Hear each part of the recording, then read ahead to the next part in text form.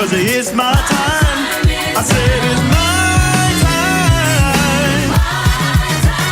Listen, it's my time to take back what's mine. I'm set from the devil's hand. The God's son has to fight the plan. Come on, let's take it home now. It's my time, yeah. Hey, it's my time, yeah. That's it. It's my time, yeah. Hello.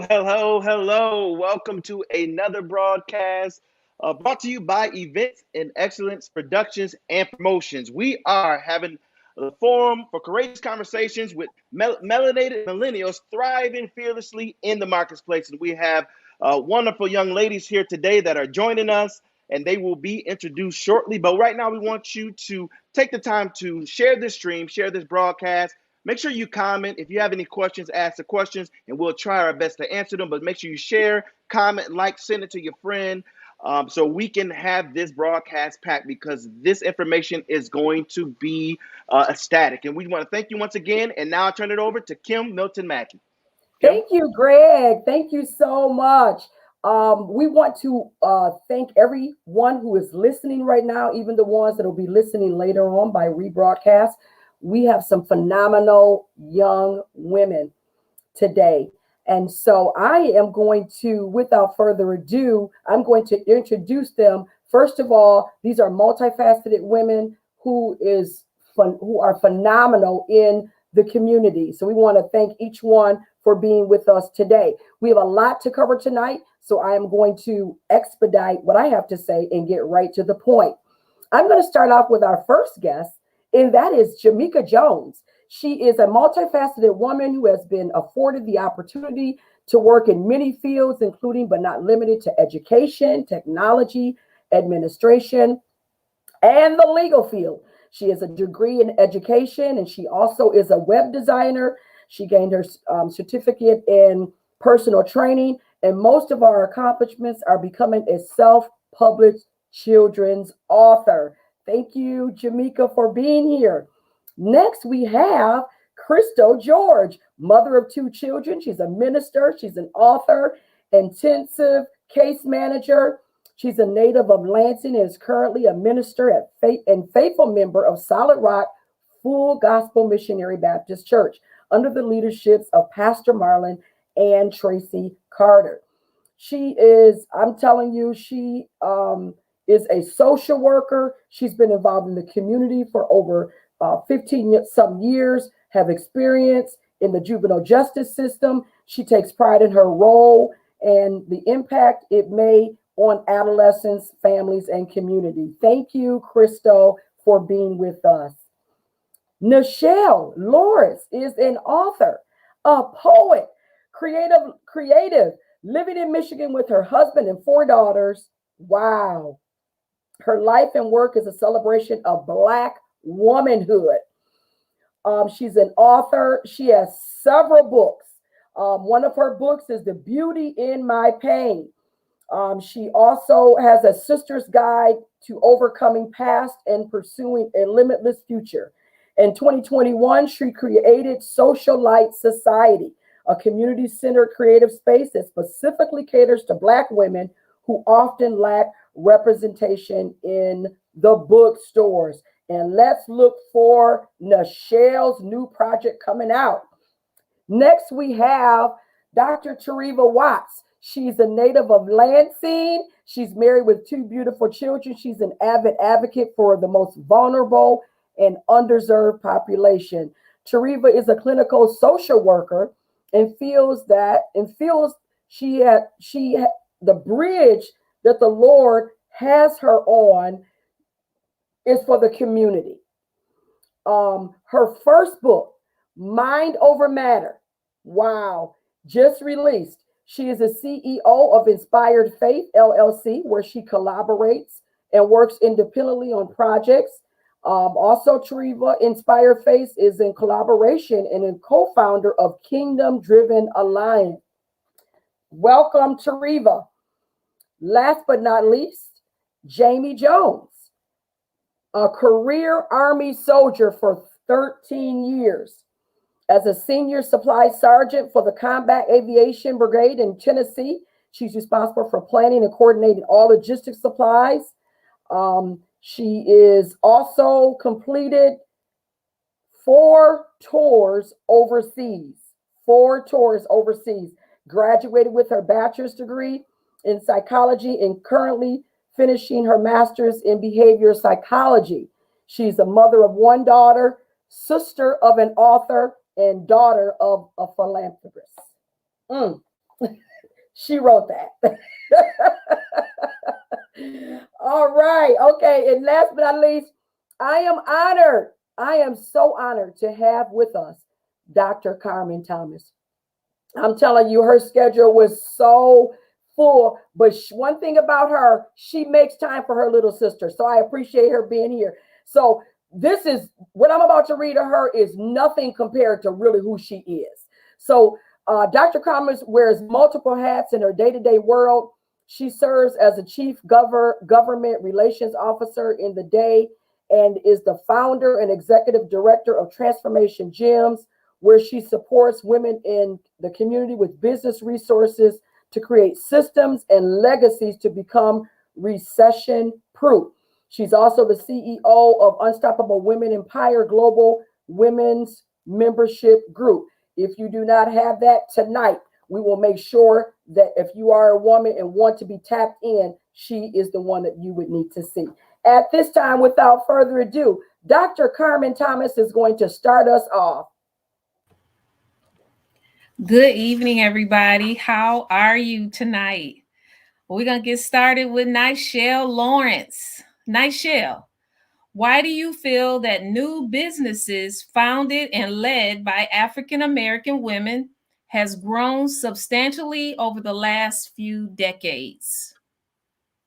Well, there are a couple of things that I absolutely love about Black women. And those things are that one, will take what seems to be nothing and create something amazing.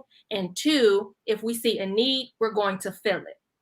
So according to studies, we know that Black women are the leading group when it comes to entrepreneurship. I think it's more than just the fact that we want to work for ourselves, but often these businesses are built out of necessity. So I don't know about you, but growing up as a Black girl, I've always been told that I had to work twice as hard to be seen as an equal. So oftentimes we're sitting in offices working twice as hard, but still being passed up for opportunities and for promotions that our white counterparts are breezing through. Oftentimes we're not even getting the job just because we are a Black woman. So quite frankly, if I can create something of my own, using my God-given talent, using my education, using my expertise, and my experience, then you can't cap my pay. And ultimately, you can't starve me, right? So in the 70s, Shirley Chisholm told us that if they won't give you a seat at the table, to bring a folding chair. Well, we're at a point now where we're building our own tables and we're providing seats for women that look like us and who are encountering some of the same challenges that we face. Wow. Bring a folding chair, you all. Okay, next we have Jamaica Jones. Jamaica, why is it that many millennials graduate college and decide to branch off into their own business as opposed to working at a corporation? I believe that more millennials are graduating and doing their own thing as opposed to going to corporate because it allows them to have more time freedom. You can wake up whenever you want to. You may have to work more hours, but you can still wake up whenever you want to. You can go to lunch whenever you want to. You don't have to worry about people saying you were on lunch for too long. You don't have to ask anybody to go on vacation. You can take your computer with you. So time freedom is a good thing. And then I believe creativity, you have the freedom to be more creative. You're not capped, like Nichelle said.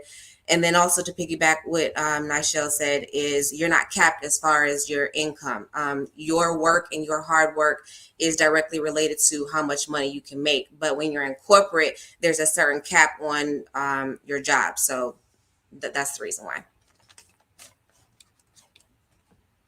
All right. Don't cap that income, y'all. Next, we have Jamie Jones. Jamie, does the corporate environment choke the life out of many millennials? So I believe that it does because millennials are more open-minded. We don't want to be conformed in a bubble. So if you do decide to work in a corporate world, you have to find a balance. It's either you play the game of formality or you don't. If you don't play the game, you have to suffer the consequences or deal with whatever comes at you. Playing the game means do whatever they do, act the way they act. Your integrity might even be hindered because you want to do all that you can to fit in. And while you are focused on that, it could be very stressful and you spend an abundant amount of time mastering that behavior. And this leads to getting a life choked out of you. So this is why you have to have your own morals, your own values. Having that keeps you grounded. It helps you keep yourself sane. It helps you keep yourself on track, and it will, stop you from drowning. You won't be airless, and to keep your head above water. And most of all, you won't have to suffocate. Wow, she said a mouthful. Don't suffocate, though, y'all. I got that. Okay, so Minister Crystal George. Minister Crystal, how has systemic racism created the racial millennial wealth gap? All right, so let me just start by saying that wealth inequality among different racial and ethnic groups has been a defining feature in our American society. It's been a problem. We have a bad habit of becoming complacent in things. We love to just kind of leave things as they are. Sort of a mentality like, if it's not broken, why fix it? The issue with this type of mentality is that the people that love to live by it are not being directly affected by what's going on. So that leaves room for a problem to just continue to grow and lead to other problems. And that is exactly what is happening here. We're leaving room for lack of cultural awareness and cultural blindness. We want to treat everybody like they should be treated the same when everybody is not experiencing the same thing. Everybody is not looked at the same. Everybody is not judged the same. Everybody is not receiving the same benefits.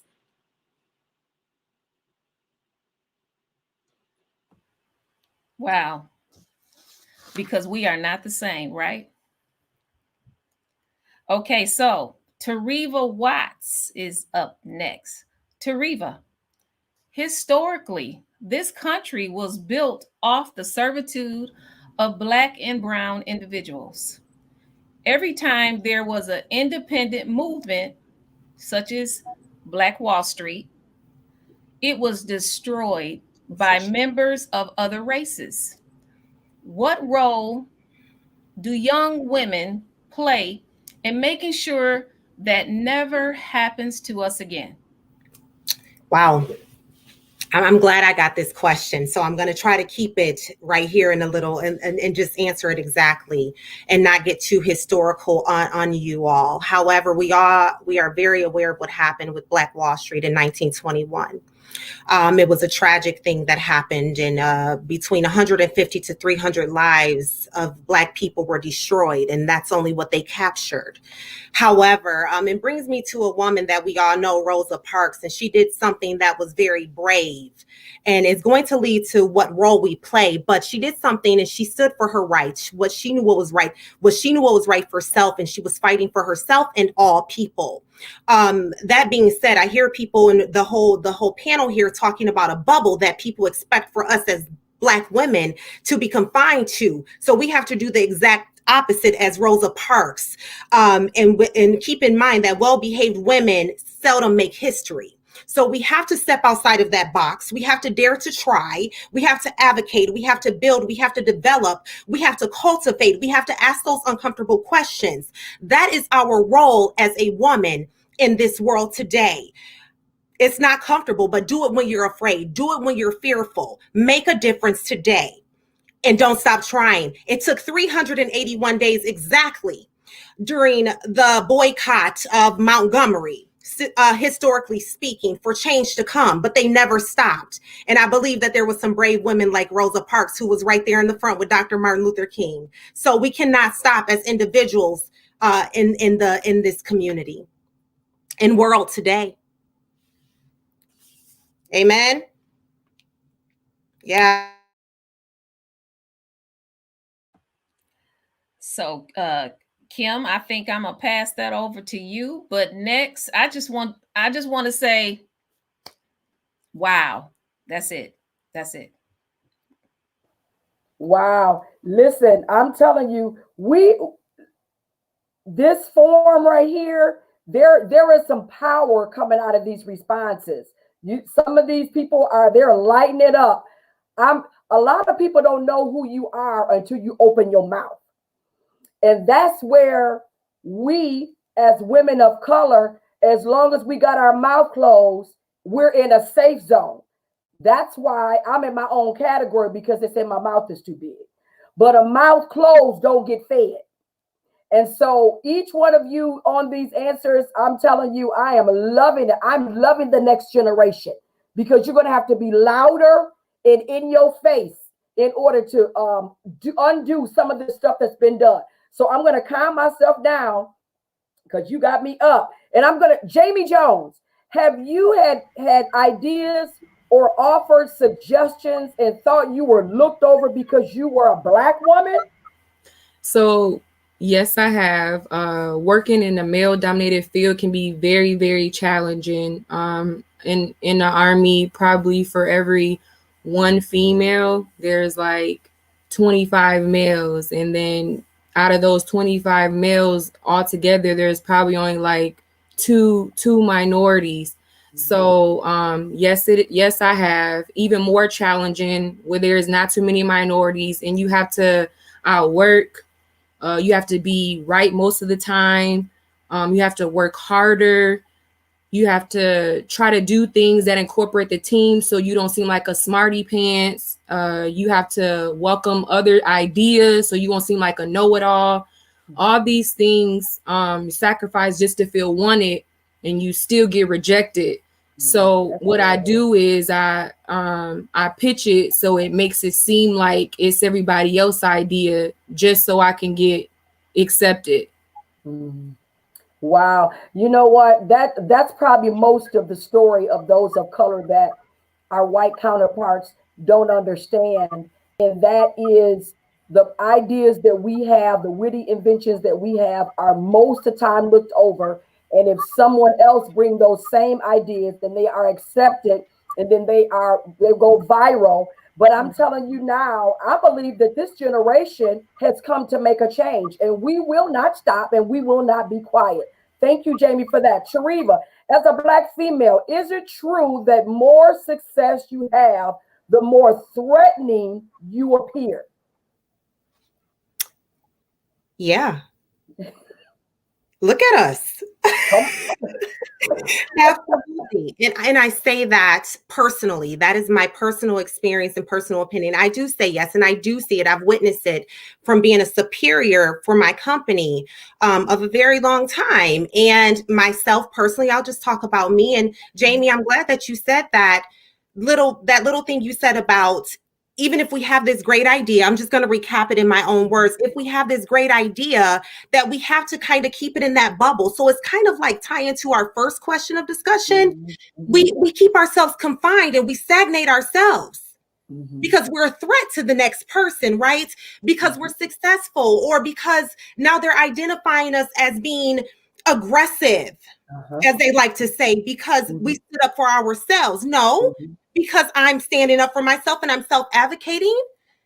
So that's the part that makes us a threat to our peers and to those that are superior to us. And they try to keep us here when we deserve to be here. And we will be, because we're going to be the change that we wish to see by continuing to advocate for self and others. So Jamie, I love what you said about that. It's so true. We're living that.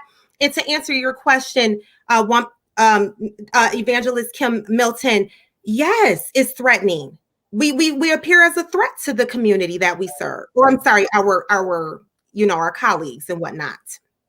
Absolutely. Thank you. Thank you. Thank you so much. I don't care if we put our heads down, if we don't say much, your mere existence serve as a threat. And you have to know who you are in this season in order to accomplish the God ordained things that God has ordained for you to do. And I believe even tonight, the voices are powerful. I don't care how threatening you seem, your mere existence and that God made and formed you. He did not form you to be in a box. And that's why the box has been broken. In this platform today, box has been broken so that women and men like yourself can tell it like it is. Thank you. All right. Jamaica Jones, it's been said that young African females are too outspoken. We just talked about that just a little bit. How do you feel about that? I feel that is true, and I think that is true because we have to make sure that we're being heard and understood. A lot of times we may not feel that, like in corporate, that management has our back or have our best interests at heart. So with that being said, we can't, like our next person in the cubicle, just sit back and trust that, hey, they got it, they know my experience, because most of the time it's not a Black person that's, in higher management, and they may not understand. So we have to be outspoken. We have to actually speak up and say, no, this isn't right, or this is my idea. So I definitely do believe that it's true. Okay, thank you. Thank you so much. And thank you for the ones out there who are chiming in. We see you out there. If you all have any questions for any of these ladies, this is a time and space to do so. Put it in that chat and we'll try to bring it up. Thank you. How about Minister Crystal George? How are African American millennial females able to be entrepreneurs, work full time, and take care of home? The most undervalued, overlooked, and underestimated people in the world. Yeah. The African American woman has had to get it out of the mud from our very existence. We have had to do what we had to do. Nobody was just giving us things. Nobody was giving us a handout. Nobody was giving us a helping hand. We were expected to just be. So anything extra that we wanted to be, if it was learning how to read, if it was being educated, we had to go get it. We had to do what we had to do. From our history books to watching our mothers, work, take care of our homes, take care of other people's homes, and get an education, plus have a side hustle. This is what we've seen. We've seen this done generation after generation. And, not to get all biblical, but can I just say Proverbs 31? Like, this is who God built us to be. Yes. We have the ability. He has given us the gift. So if we want it, we have the potential. We have the ability. We are smart enough to do it. We're strong enough to do it. This is who God created us to be. So if you want it, you got to go get it. You have the ability to do it. And I feel like as a millennial, that we've been trained to do this. What do you want?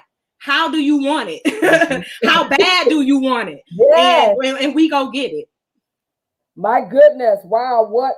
Listen, I want to put a plug in right now, because a lot of us didn't get handouts, but the Lord allowed Dr. Carmen to be tapped into some of the very top management. And sometimes when we get to the point where we get a top position, we don't even think about all them brown and Black people that need a way, don't know how to fill the application. I can tell you one thing, but that's why I love her. This woman has opened up her resource. She has went to the bank on your behalf, on Black and browns, but on behalf.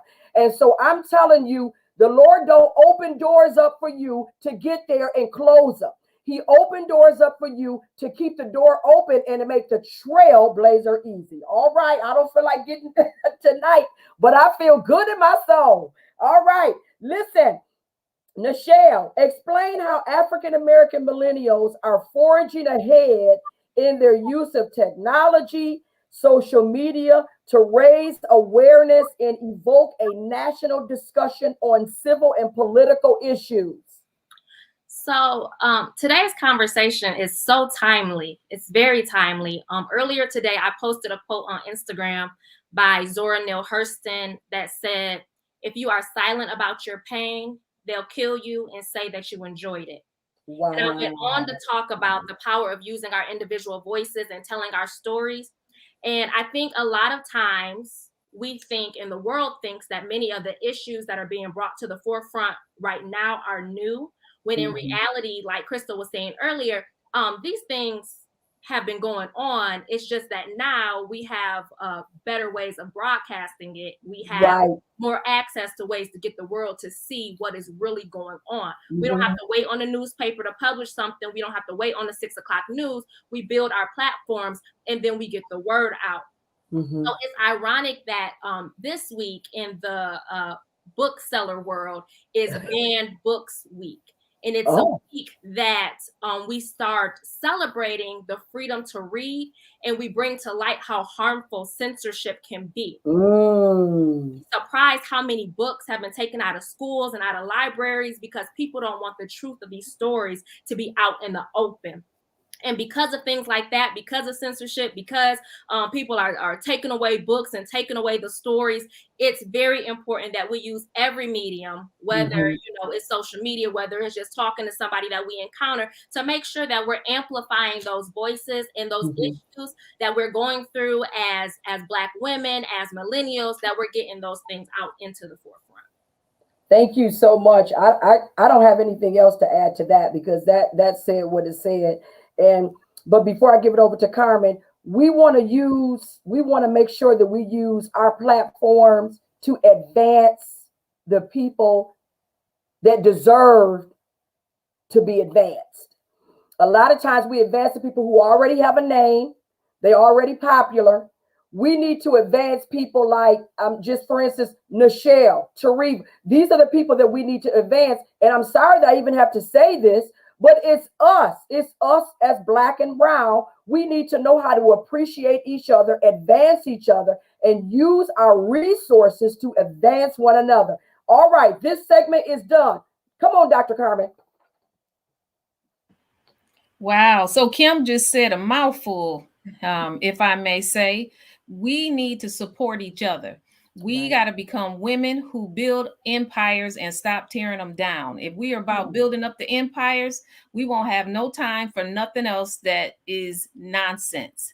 Because Proverbs 31 women, as Minister Crystal George said, those women are about their business in multiple arenas, and that's what we should be doing. So I'm going to stop. But yep, Kim, girl, you put together some stuff here. These some bad women.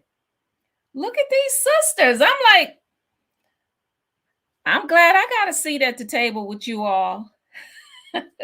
This is awesome. Thank you, sis. All right. So, Jamie Jones, explain how using the various social media outlets good for your business image. So social media is one of the fastest ways to get your work out and visible so lots of viewers can view. There's over billions of active social media across the globe. So it's critical to learn them and learn the craft of content. So content draws people to view what you're offering. So as we all know, social media is one of the fastest, inexpensive, and effective way to reach people. Millennials love to connect. So we all love to connect and to express our feelings and thoughts. And we can do that using social media 24/7. People don't buy because they like your product. They buy because they like you. That's why social media is important, but in a safe way. Knowing how to use social media is most vital. It's important to increase your social presence so users will notice us. And social media is big on you getting noticed. We get noticed, we form contacts, and those contacts become our potential customer.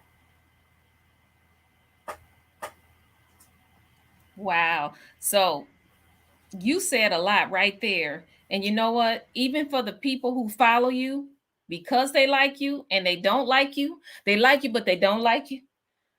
They like you.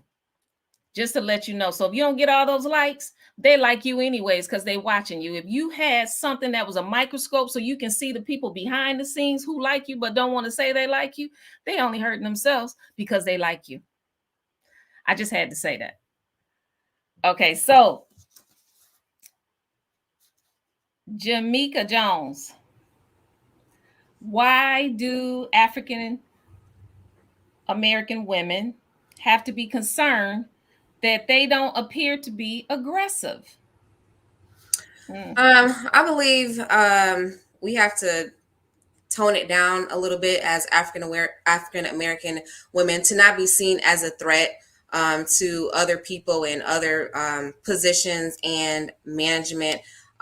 Sometimes just our demeanor, the way that we look, the way that we walk and things like that, or just how we say things may come off as a threat. So sometimes, like they said, we have to tone it down. I have a personal experience with it at one of the jobs that I've worked at where I was seen as aggressive or a threat. And if anyone knows me personally, I'm not. I'm just quiet. But because I do speak up, it was a manager who there was something going on that she wasn't aware of. So I made her aware of it, but I was new.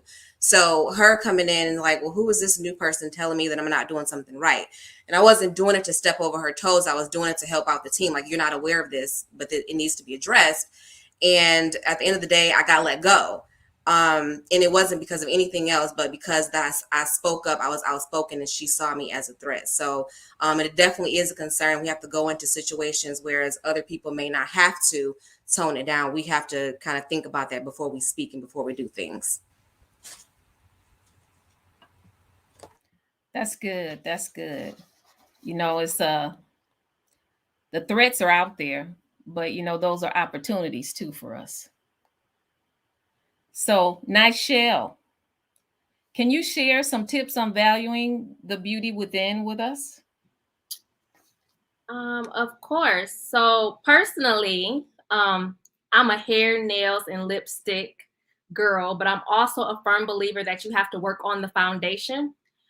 That's personal. That's also in business. My background is in branding and design, and oftentimes people want to build a brand. They want to pick colors and design a logo and launch a website, which really equates to hair, makeup, and nails without having established brand values. What's your reputation? What are folks saying about you when you're not around? Do you have integrity? Are you a person that keeps your word? And so we can't just get caught up on what the outside look like, because at the end of the day, it's your heart that really matters. So I want to look good, but I also want to be able to tell myself that I'm amazing, whether I sell one book or I sell all the books, whether I have 5 followers or I have 5,000 followers. Like, I have to know who I am. That's something that Kim addressed earlier. And one tip that I use is I leave myself notes for those days that I forget who I am. Right. So I have Post-it notes in my room. I have them in the hallway. They're on the front door. They're telling me that I'm beautiful, I'm intelligent, I'm a resource, I'm confident, and on and on and on. All these things that sometimes we forget because we start comparing ourselves to other people we see on social media or we see out in the community doing whatever. But if we can just get a grasp on who it is that I am on the inside, not my profession, not what it is that I do, not even what I can offer people, but who I was really created to be. And if I keep that in mind, if I can keep that in front of me, then I can't lose. Wow. Make sure you all have some confessions so you know who you are and you don't forget. That was good, Nichelle. That was good. All right. Minister Crystal George. Personal image is highly valued and is regarded with an immense sense of pride in the African American community. Does your attire matter? Yes, it does. But not in the way that we think, not in the brands and how much you paid for something.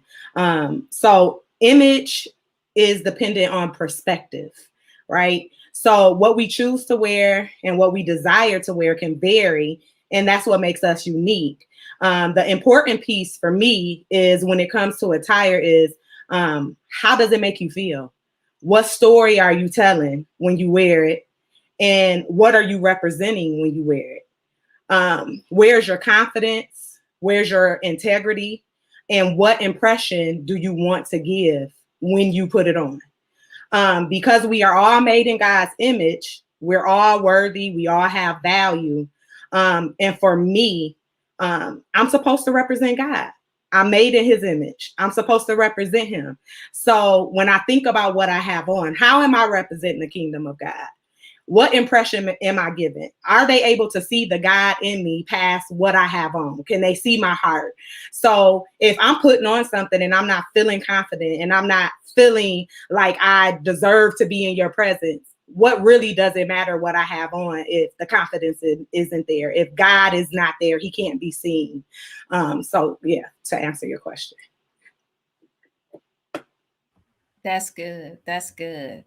Integrity, confidence, being comfortable with who you are. And it's not about the label on the outside. I like that. I like that. That's good. Thank you for helping us with that one. Tariva Watts. So, Tariva, are African American females valued the same as other races? Please explain. Yes, don't mind if I do. I'm going to say no. I'm going to say no. And to better explain that, in fact, I feel that African American females are undervalued and overlooked. Yeah, sure, our work and efforts may be noticed and we may get bare minimal recognition in most cases. Again, I've witnessed and seen this as well multiple times. And in doing research with this insight that I wanted to give tonight with this question, statistically speaking, let's talk a little bit about the wage gap. The wage gap is that of very, very different. For example, we are not equal or valued in that perspective. In fact, we typically get paid 82 cents for every dollar paid to a man. That's undervalued. So we deal with sexism. We have two things over us. We're a female and we're African American at that, trying to make it in society overall. So that being said, we have a lot to consider while they try to overlook the reality of the actuality, which it comes down to race and discrimination in that sense. So we experience being undervalued and underlooked for our efforts and all of our capabilities. Why? Because they have limitations and they have a perspective as to how far and what we should and should not do. You can be a CNA, but not a nurse manager. You can be a social worker, but not the social service director. You can be a doorkeeper, right? But not the manager in the housekeeping department. They have limitations for us as the African-American female, especially. So then that's when you get into a man can do it. So that's a whole nother element of this question. But to answer you, Dr. Carmen, no is the answer. Wow, that's good. That's good. So we can start businesses, but we can't grow them to be 7 figures, right? That's what they say. That's what they say. That's what they say. But what we God about to said, change that. We about to change that. Okay, we got that changed. I'm gonna stop right Kim, there. That's it right there. That's it right there. Wow. Listen, I like what you said. It's really about perspective, because a lot there, before I start, there is sometime I did a forum on African American males, and then I had a lot of women chime in. Where's the women? Where's the women? Where's the women? Your time is coming. And when it's your time and your turn, can't nobody stop what God ordained for you. Nobody can stop what God ordained for you. And I like, before I go, I like what Jamie said. You know, a lot of businesses, people have to like you. People have to like, you have to be likable. And when I say that, you may, and sometimes being likable and being respectable go hand in hand, because a lot of women, we talked about aggressiveness, and a lot of times you're not even heard until you are aggressive. You know, you're fine as you're quiet, but once my voice gets elevated, that's when you hear me. And that's what we are trying to change is hear me without me getting loud. Hear me in this suit. Don't wait till I got a bathing suit on to try to hear me. I got more to offer under this business suit than a bathing suit. And so that's where I'm trying to communicate to us. It doesn't matter all the roadblocks and things that we went through. You have an opportunity to dig some new holes for the future. And the future is right now. This will be recorded forever. You'll go back and look at it and you'll think about, wow, they really was paying 85 cents on a dollar to women. Where they do that at? Just think about it. Because we're not going to stop and we're not going to be quiet. We're not going to be quiet. So thank you all for that. And we're moving down. We're almost done here, you all. We got a lot of people. There's a lot of people that are saying they are enjoying these conversations. You know why? Because we're not scared. We're not scared to have them. I know I'm not scared. That's probably what part of my problem is. When I go into things, I'm jumping in first and thinking about what's later. And a lot of times when you in business, you got to jump first, sink or swim. All right. So know that. All right, Jamaica, why is it necessary to network and collaborate? I think it's necessary to network and collaborate because you have access to more people, more opportunities, and more funding.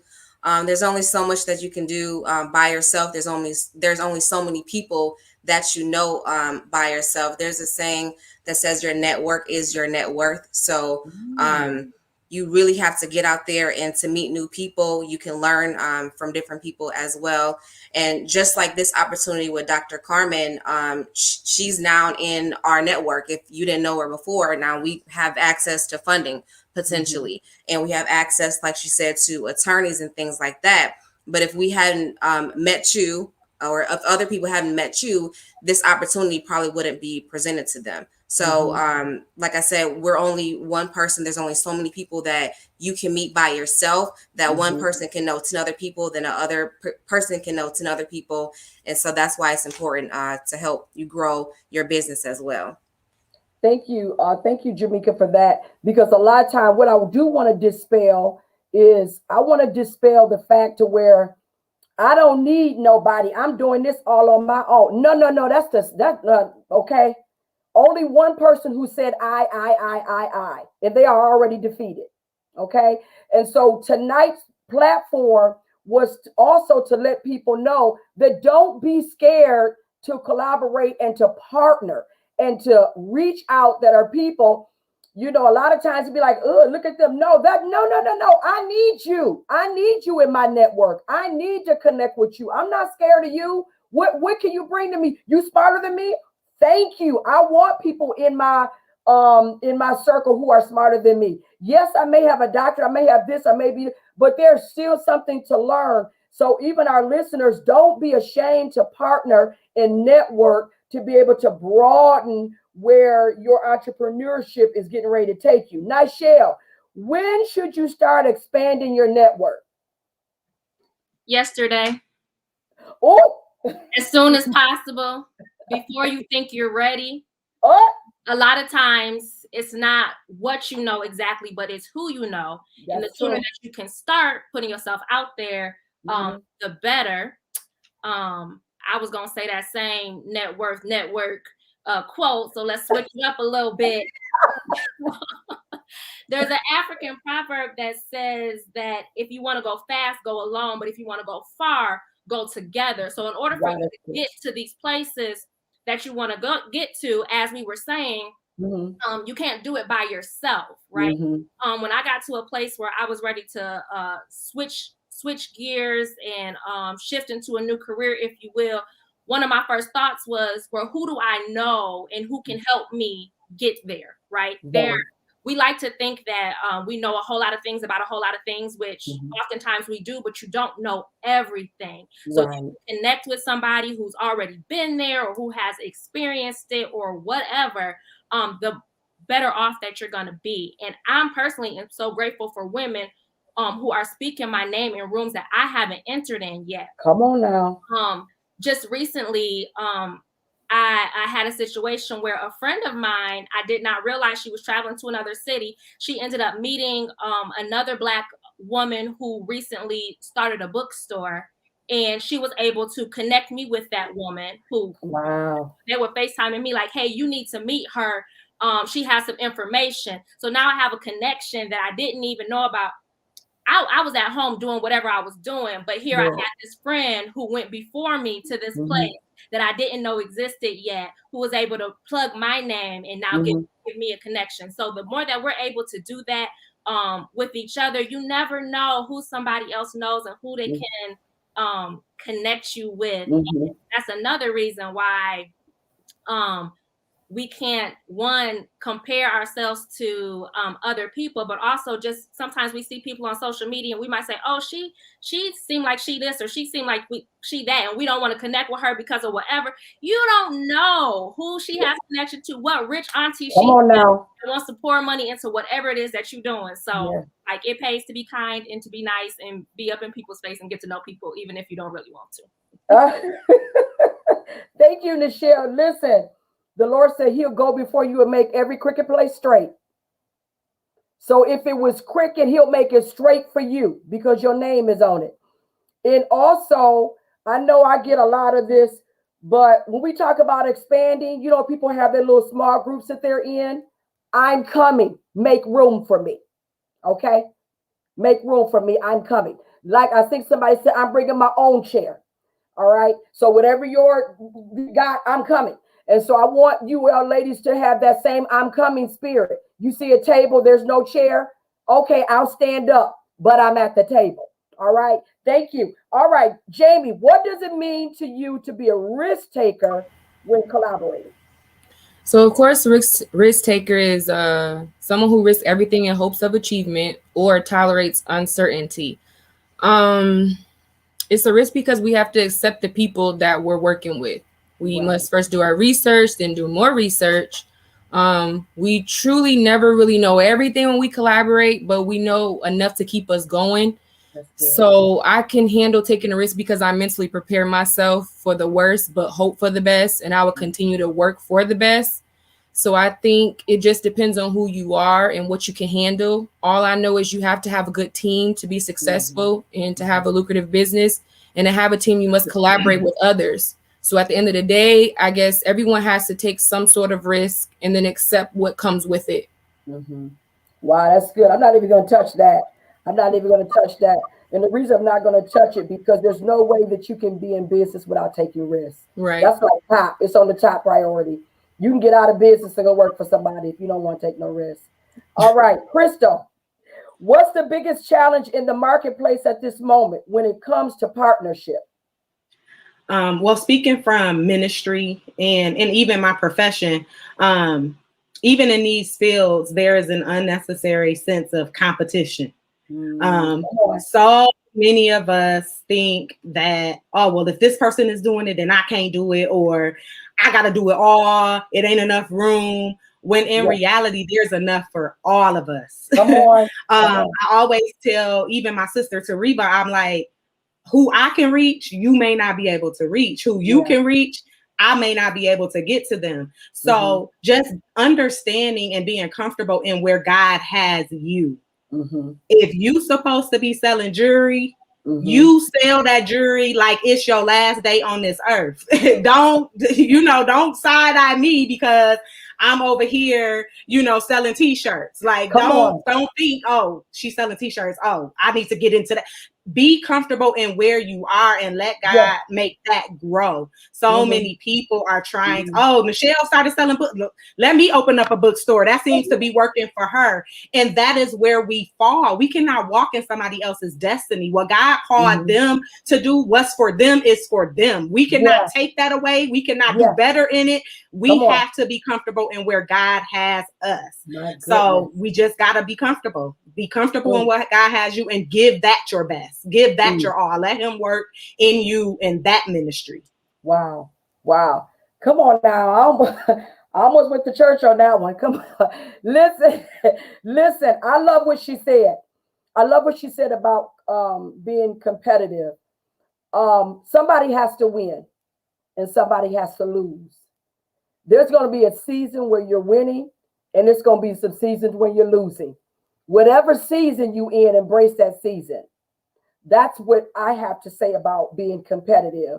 And what I also have to say about that is a lot of times people in competition with you, you don't even know they're in competition with you. You don't even, you looking up, you would like, I didn't, are we competing? Because I didn't know. And I say, go forward, because what's mine, you can't get. There's no competition, because what's got my name on it? Can't nobody deal with what's got your name on it. It's like Cinderella.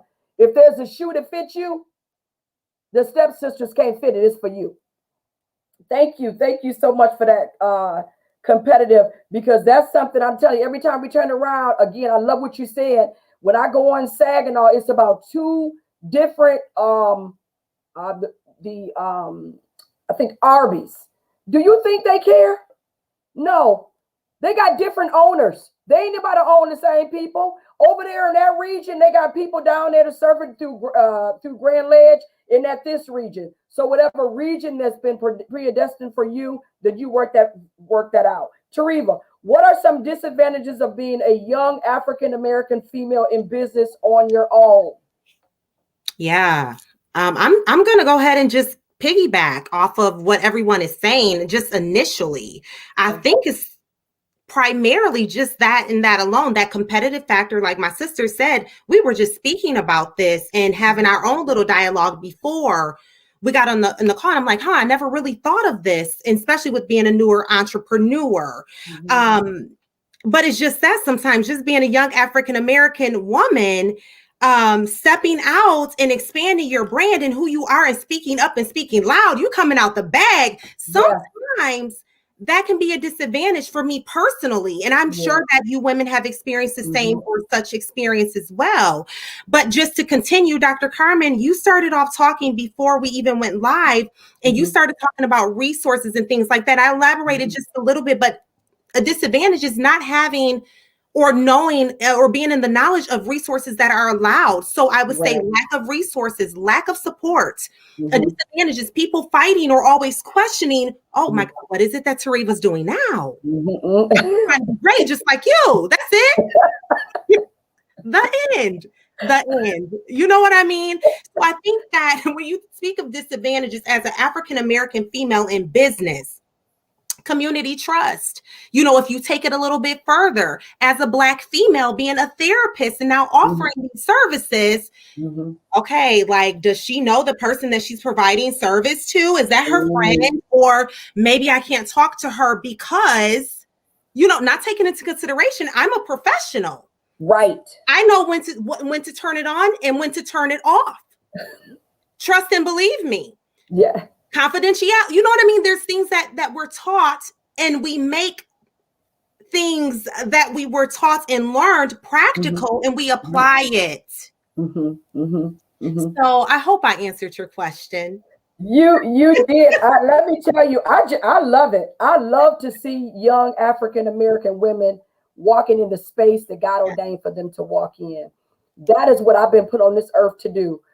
My mother shared with me, I used to come home with all kind of ideas. I'm an idealistic, like my daughter. I just come up with ideas. I just want to work them. I don't care about the money associated with them. And I was, helping everybody else. And my mom said, if you come home telling me something else that you did for somebody else and you don't have your own book, don't come in my door no more. I need you to have your own book. Your name is on everybody else's stuff, but I need you to have your own book. And so tonight, I'm saying that we are connected with some great women tonight. If you don't hear me, no more. Dr. Carmen is hooked up with so many resources. I want the world to know. That is why she has her nonprofit organization. And not because she wants a nonprofit organization, it's because she saw a need in the community. She is a minister of the gospel. She's a prophetess, all that. But she said, I'm going out in the high wages hazards, and I'm going to pull up my boots, and I'm going to help everybody that I can before I leave this earth. And that's what I'm hoping for each one of you women tonight, is to open up your gifts and share them with the world. Dr. Carmen. Well, thank you, Kim. You're going to have all those people calling my space.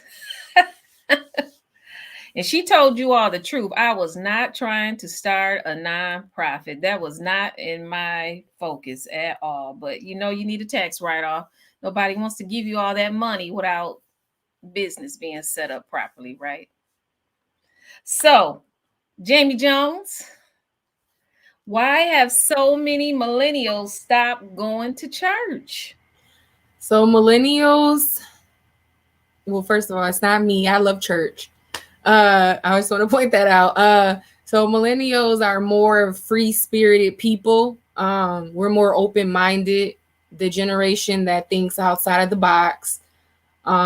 Technology kind of played a major role. Some of us are turning to convenient, low commitment substitutes of faith, like, people all around talking about astrology or spiritualism, like yoga, self-care, like kind of the tree huggers, so to speak. Millennials refuse to blindly follow traditional standards. Most believe that you don't have to go to church because you are already a believer. Most forget, though, that you need the church to fellowship, and others, you need someone else to hold you accountable, such as the leaders at church. And the leaders can do that by reminding you of what the Bible says and just teaching you in general. Some stop going to church because of the certain people that attend. Main reason I believe is because the older generation, X and ones before that, they clash with the millennials on matters of the vision and a strategy, leaving the young and the faithful members kind of uninspired. So that's why I believe that, some stop going to church. Wow, that was good. That was really good. And wow, so I'm a baby boomer and I have some millennials. And yeah, so that was really good because you know what? You said some good stuff. And you know what? I'm glad that you know how important it is. Of course, you were raised in the church, so you would know. But you didn't get away from it either, though, because what you were trained in, you stayed close to, and then you have a role model family to guide and direct you. But you realize, too, that those are your coaches and mentors as well, right? So they're going to champion your cause. So like your businesses and things of that nature, your mom and your family, they're your champions. So you know this, and it's connected to the church. Right. Yes, So ma'am. thank you so much for sharing that, because that's always something I ask myself, or I'm thinking, why don't these young people want to come to church? But that's another.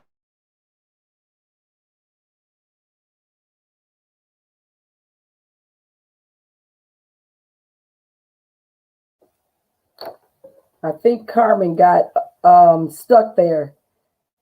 So until she gets back with us, you know what? Isn't it ironic that during this part, talking about church, yeah. during this part right here, Right. if y'all don't believe me, y'all better believe that there are some forces working behind. We were fine until we start talking about God. Right. And I'm telling you, I don't care what come and what go. The God I believe in, I don't care what realm, what region, what platform, I will never, ever stop saying I believe in God. So she looked like she's coming back on. So say that he don't get no glory tonight. Man, all right. amen. So while she's coming on, Shariva, can you truly be successful in the world without God? No and no. I say that. The first thing that comes to mind is have you ever tried it? And if so, what was the outcome? And, personally, as a professional, or us as just individuals, whomever that's listening to the platform, we become busy. We become consumed with secular things, growth in school and different opportunities where we lose our spiritual focus. Meaning, we're not praying like we used to. We're not fasting like we used to because we're so consumed and caught up with the growth factor of what's going on in the moment, and leaving us to, for me personally, feeling unfulfilled. And that's because I took God out of that situation. I didn't consult him of the next move that I should make. I stopped fasting and praying and taking that intimate time with God as I was once doing. I've been in this space personally, so I can speak to this profoundly. Yes. But metaphorically speaking, I also thought of a flower and how it grows. Can a flower blossom without sun or water or the proper food? The answer is no. Right. You must be connected to the proper resource and source in order to receive effective outcomes. And in this sense, is God. And so, and that's where success comes from. That's the foundation. That is the foundation. Thank you, Tariva, for that. I believe, there's something even about when you open your mouth, there's such authority that comes after it. And that usually comes with experience. You had to experience God on your own. A lot of times we experience with our parents, but I believe that you all have had your own personal experiences. It ain't got nothing to do with your mom and daddy. It got something to do with God showing you on your own. And in order for the businesses and things that we have, or God ordained, is you have to put him first. Thank you for that. Now, Shell, why is it that Black millennials are emerging as the movement generation, but are not advancing the church? Oh, so I was kind of dreading this question, right? I don't necessarily speak for, all millennials. I'm just putting my opinion out there. And the first thing that came to my mind was a question. And that question for me is, how is the church advancing Black millennials? And so times have changed. And I wonder how the church, and when I'm saying church, I'm not talking about the body of Christ, and I'm not talking about God and abandoning God. I'm talking about the organization and these four walls that we, continue to go with. Are these churches keeping up with these changes? And are we allowing millennials to use their gifts and their talents and come in with their questions and their opinions? Or is everything still, just business as usual, with no consideration of how life may be different for millennials than it was for generations of the past? And that's not just saying change the gospel or change the word or change our standard or anything like that, but are our practices practical for millennials? I think that's something that we have to question. So, for example, through this pandemic, a lot of church services went online, right? Now we're transitioning back in person. So, have we adapted, or are we still holding these 3-hour services? Look, if Jesus is showing up in the 3-hour services and you're coming up with a real encounter, awesome. But oftentimes we just doing what we want to do. And that's the awful truth. I go to an amazing church. I know that there are amazing church represented here. I know that we are under great leaders. Unfortunately, that's not the case for everyone. Right.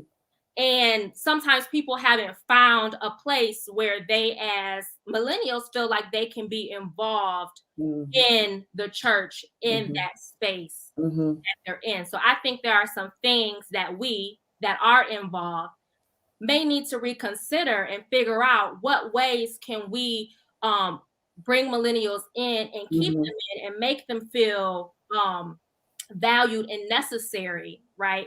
Why are millennials so quick to join other organizations and follow the rules of those organizations and do community service there and give to charity in that way? But there's an issue when it comes to church. I think there's something that the church, the organization, the four walls, needs to evaluate to see how we can bring millennials back in. And that's not to be confused with compromising. That's not to be confused with, bringing worldly things into the church. I'm not saying that. I'm saying we need to evaluate where this generation is and see how we can reconnect with them. Wow. Wow. Carmen is back, y'all. Come on and put your hands together for Carmen. Satan say to try to boot her out, but she's back. And that's how it is. No matter if you get knocked back, you get back in there and act like ain't nothing happened. All right, Carmen, I'm giving it back to you. We were on the show. I believe Jamaica is next. All right, all right. You all know Kim spoke it in the atmosphere. So, I was prepared. I got my other computer right here. All right. So, Jamaica Jones, what part does faith affirmations play in your daily life when you are dealing with multiple challenges? Faith and affirmations play a huge part in my daily life because it helps me to remain hopeful and positive. It keeps my eyes on the prize and my goal. A lot of times in life, things may not go correctly, even with your day-to-day task. You may get bad news, or you may feel like you're not progressing like you should be, or even in your life right now, you think that you should be here because you see people in your same field, the same age as you, where you grew up, who are doing quote unquote better than you, who have better jobs, making more money, more opportunities. And you may look at that and sometimes you may feel down. So keeping the faith just reminds me that I can do it too. If this person can do it, I can do it too. And I know my skills, I know my timing is different. Affirmations, just putting positive things in the atmosphere and also doing the work. You can't just have faith and be positive and expect things to work out. You have to put action behind it as well. So just keeping the faith and saying my affirmations every single day just keeps me positive and keeps me hopeful. That's good. That's good. I love the whole affirmations and just speaking the positive word over yourself and commanding your atmosphere. So you said it. You just spoke it into existence. That's exactly what you do to stay on task, and you just keep going and watch God show you the best that's on the inside of you, because greater is He that's in you than he that's in the world. So That's right. yeah, it's good. It's good. So last question I have on my sheet, and I'm glad I was able to get back in. Thank Him for speaking it into existence to be prepared. All right. Minister Crystal George, what woman in the Bible inspires you and why? Just call me Mary. Amen. Every time I even think about her, I just start getting happy and teary-eyed. In the book of Luke, the 10th chapter, Jesus came to this village named Bethany, and everybody was excited. I can imagine that they were so excited because Jesus is here. Martha, she began to, have Jesus in her home.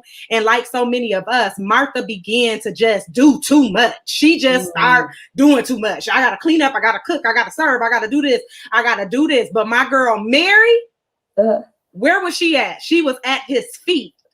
She was taking it all in. Mary was at his feet, and she just wanted to whatever he was giving out. Mary wanted it. He had her complete attention. And, so many times we are so worried about everything else. We want to be busy. And this time you want to be booked and busy. You want to be, I just want to be my name to be called all the time. I just want to know what's going on. I want to be in the now. I need to be at every event. I want people to call my name. And it's not necessary all the time. I want to be where Jesus is. You can call my name. You can, I can be on flyers. I can do all of that. But does Jesus know my name? Does he know my name? Where are you? I just want to be at the feet of Jesus. I want whatever he has, whatever he's telling me. I want to have the ear to hear it. And sometimes when we are so busy and everything else the world has to offer, we miss what Jesus is saying. So when Martha began to get upset and she started saying to Jesus, make my sister help me. What is she doing? I'm doing all of this. I'm working and she over there ain't doing nothing. And Jesus had to tell her, you so busy with everything else. When there's only one thing necessary right now.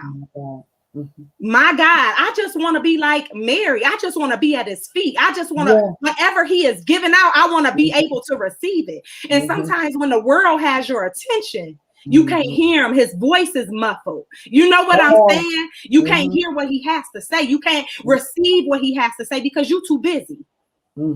My God. Just call me Mary. My Lord. All right, Mary. Come on. Oh, Mary, that was powerful. Yes. That was powerful, wasn't it, Kim? I saw you, Kim, you ready to go in. That was so powerful. And you know, Minister Crystal, being present.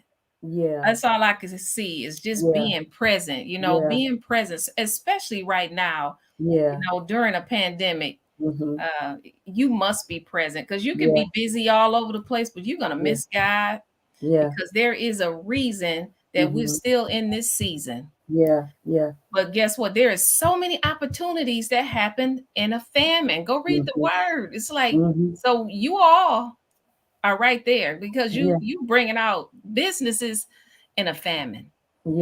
So look at all the people who survived famines and they created major empires. My God. Such as you are. So I'm Mary, thank you so much.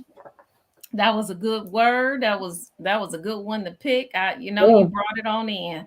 So Kim. Listen, we are getting ready to wind down.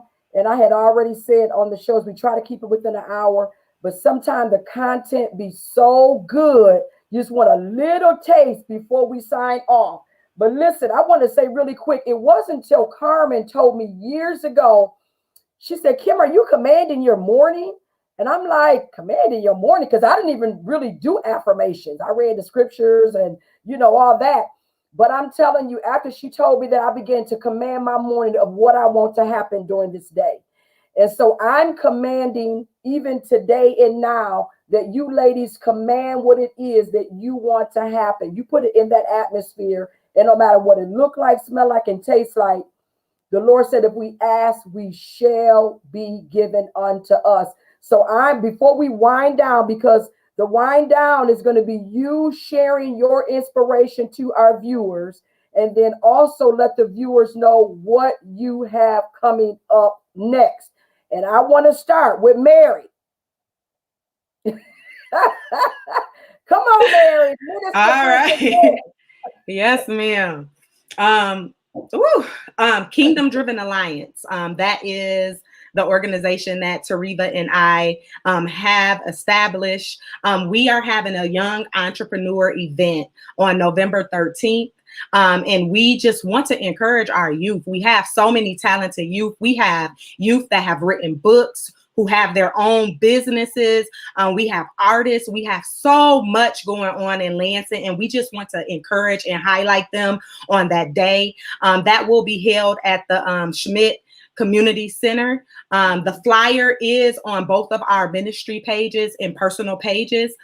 So to get the details of that, you can go to either of those pages. We are looking for more young vendors, young entrepreneurs. So please, if you know anyone that needs to be in the room, we are not just going to be there to have the kids sell things, but we are going to be pouring into them. We will have speakers. We will have people that they can make connections with, people who have just opened up their own businesses to give the youth some pointers and advice. So please, please, please join us and share that information with anybody with everybody, not anybody that you feel, but with everybody, because it is so necessary during this time. We have so much coming up. God has really been dealing with the two of us. I'm gonna try to share some of it for her. But God has just been dealing with us. We have a lot coming up. So please keep an eye out for anything that we post. For Be Rooted, which is my personal ministry, we will be resuming our Bible talks in October. So I will be sharing news on that as well. I just love to talk to other people that love Jesus. So if you could just attend that and share what you know, because iron sharpens iron. Nobody is above anybody. We are all learning from each other. So that platform is just with us, encouraging each other and being there for each other. I will also be the guest speaker at the Choose Life Conference on November 27th at Hope Light Missionary Baptist Church, which is located in Battle Creek, Michigan. So if you are free and you just feel like jumping on the highway, and even if you can't, if you could just pray for me, that God has his way during that entire conference, I would greatly appreciate it. Again, I will be sharing all of the information as I get it on my personal page. My name on Facebook is Crystal George, and my ministry page is Be Rooted.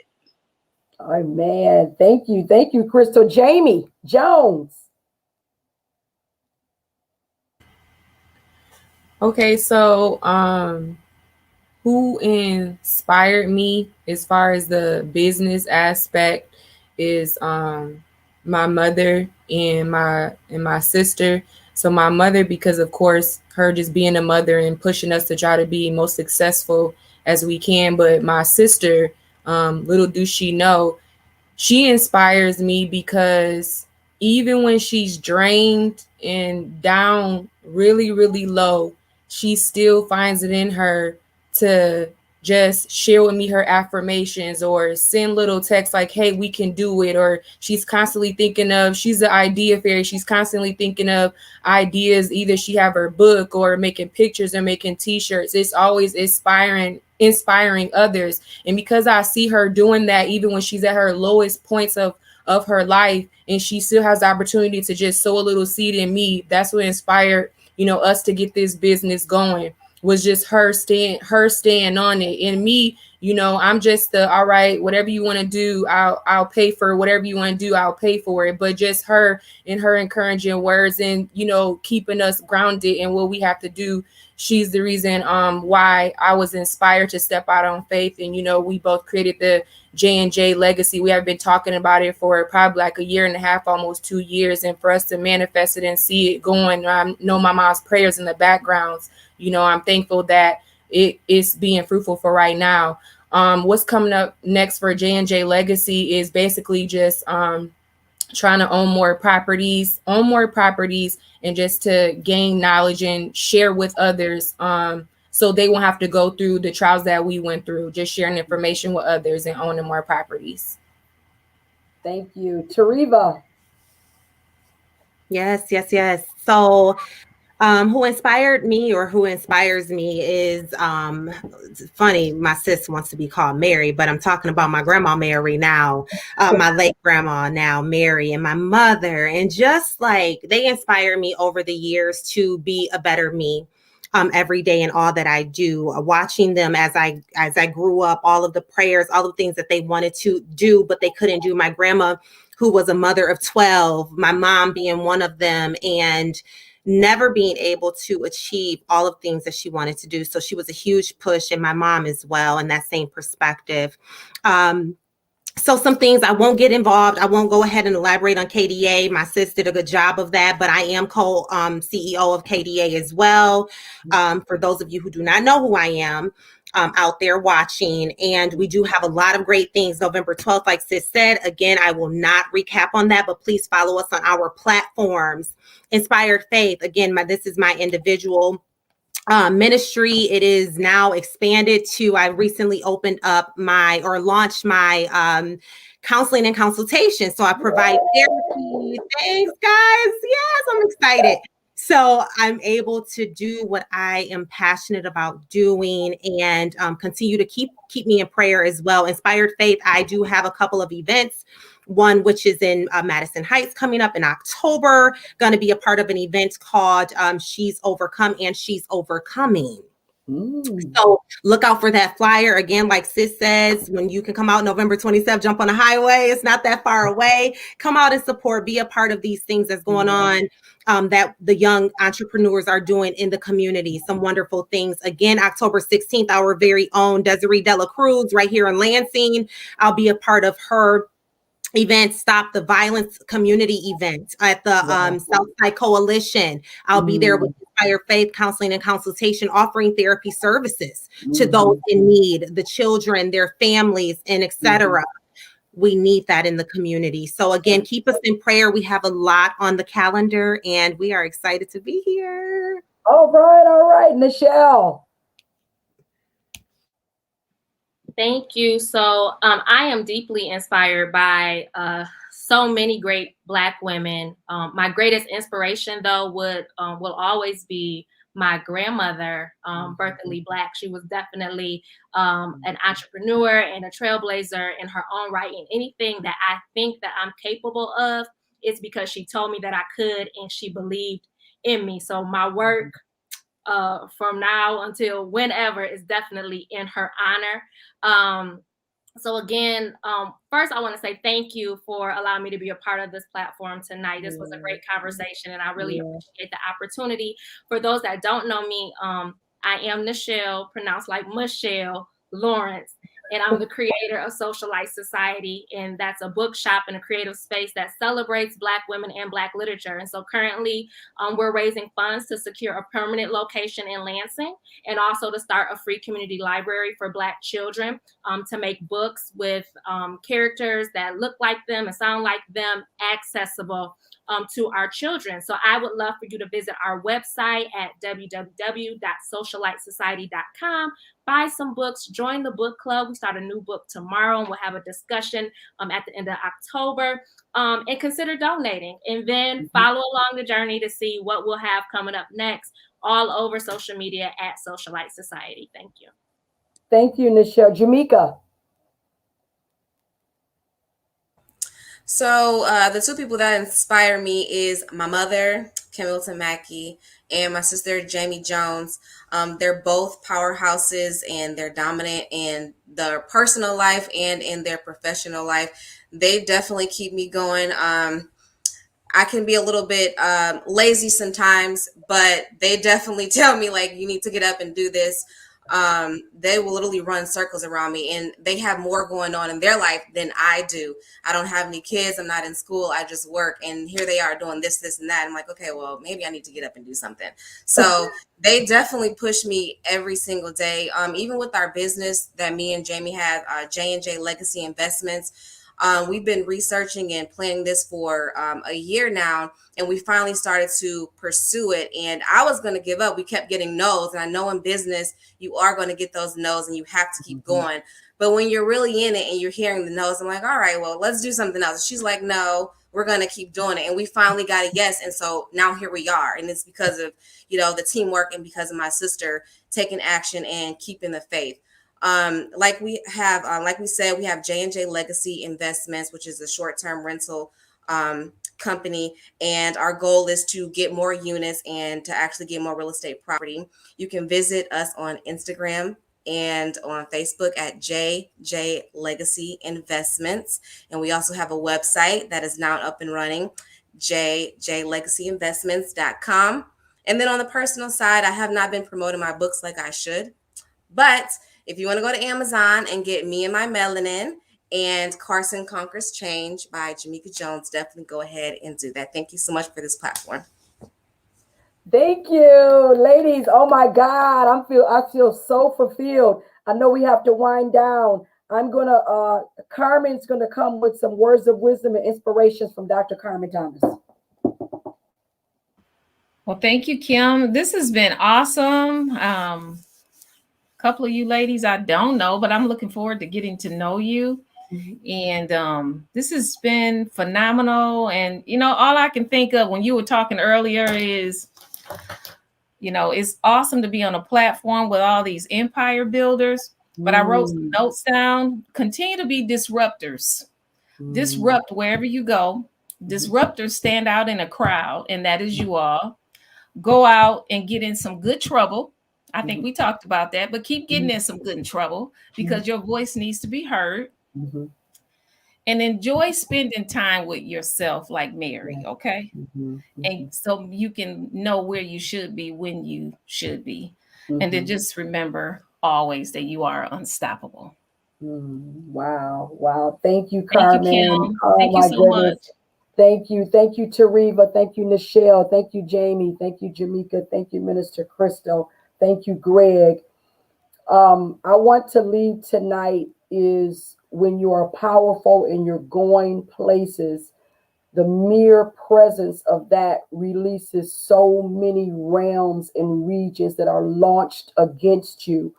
But tonight, we are coming together, and I'm praying that you will be able to withhold in you what God has ordained for you to hold until you leave this earth, that the purpose that He has divinely orchestrated in you will not be snatched away prematurely. And I am praying tonight that each one of you, the fear that comes along with starting, that you keep that fear, but you keep it in God. Because when you keep that fear in God, there is nothing He will not withhold from you. And lastly, I want to say, because we are women that are all over the place, all over the time, I heard you say it, stay present. Stay present in the conversation. If you are with someone, stay present. You have a tendency to be on the phone, listening, do that. But that time you can never get back. And I'm speaking to my own self too, because we have so many times that we have so much going on. We have to stay present for the here and now. Thank you all for being a part of tonight's discussion. I'm going to have Elder Greg to pray, and then we are going to be dismissed. Again, thank you, ladies. Elder Greg. Dearly gracious Father, Lord, we thank you for this time that you've allowed us to be on this platform to receive the information, receive inspiration from these young ladies, oh God. We ask you, Lord, that as we leave this broadcast, but God, that we be able to take something, God, something that stuck out to us, oh God, with us, oh God, and go on with our journey, oh God, in the name of Jesus, God. And we thank you. Bless them in a special way. Bless them financially, spiritually, God, mentally, God. Bless their relationships. In Jesus' name we pray. Bless every viewer that was here. In Jesus' name, let every heart say, thank God. Thank God. Amen. Amen. Bless you all tonight. God bless you.